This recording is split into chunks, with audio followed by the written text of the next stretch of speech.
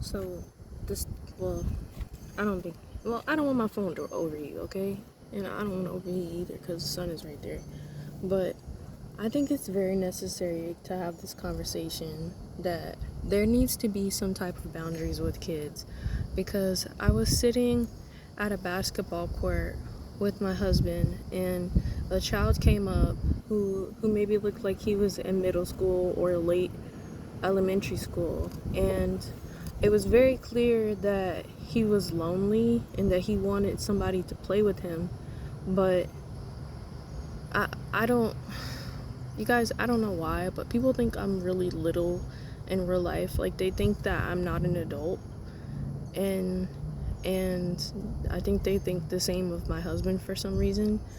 And this child, well, one thing, I already said this earlier on the other video, but some context is I'm not really feeling well. I don't have the energy to engage with people, and my husband didn't want to play with anybody in terms of basketball, as well as this is clearly a kid, and it's not, and no parent was there, so he just literally walked up from I don't even know where, and there was no parent visible. And this child was basically trying to follow my spouse on the basketball court without saying, like, hey, please play with me. And we both were not engaging with him because it's inappropriate. Like, we're in our 30s and you're a child. And as well as your parents are here, maybe if your parents are there, then we could be like, hey, can your son play basketball, or do you guys want to engage with the game together? But we can't do that because there's no one there. And then it would also be inappropriate for the child, because say there's another adult there and that person is inappropriate, then that same child would come back to the basketball court and then maybe in an inappropriate situation with another adult because we engage with him without a parent present. And after that situation, I felt very bad about it because it was clear that he was really lonely, and you could tell that, yeah, he was a bigger kid physically, but spiritually, he was like a little boy. And it was very clear. And I just was so bothered by that, because how as a parent can you let your child walk that far and not see the vulnerability in him that can be taken advantage of by any other adult? And then I was talking to somebody about this, and they were like, yeah, when I was a kid,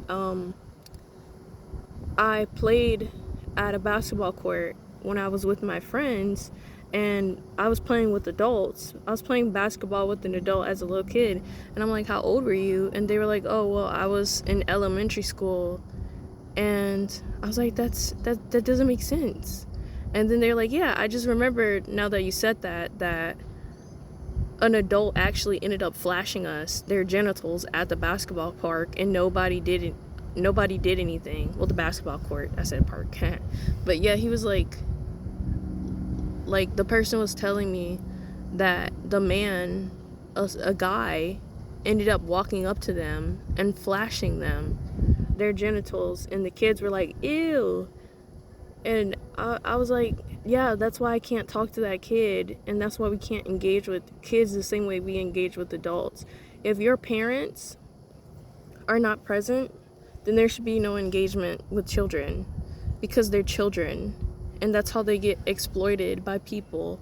As much as we think that, you know, our kids are growing up and they have like a better mentality to spot these things, you also have to realize, aside from this kid, even if you think, oh, my kid is so responsible, they know not to get into the car with strangers, they know not to do this and that and the other, you have to realize that the people that have been exploiting children have been doing this since before your kid was born. They're not new to this, but your kid is new to the world. And as much as you guys prep and you talk, these people have still been doing this, men and women, for years to exploit children. That is a spider. You better, and see, and you're jumping. Anyway, see, and it's trying to distract me. But yeah, we need to do better with talking about boundaries with adults and how we engage with kids in public spaces.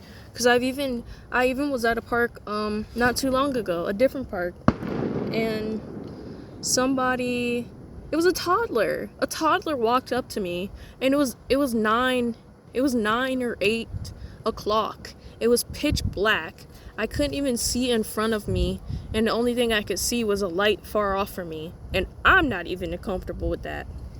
But a toddler walked up to me and was like, "Can you play with me?"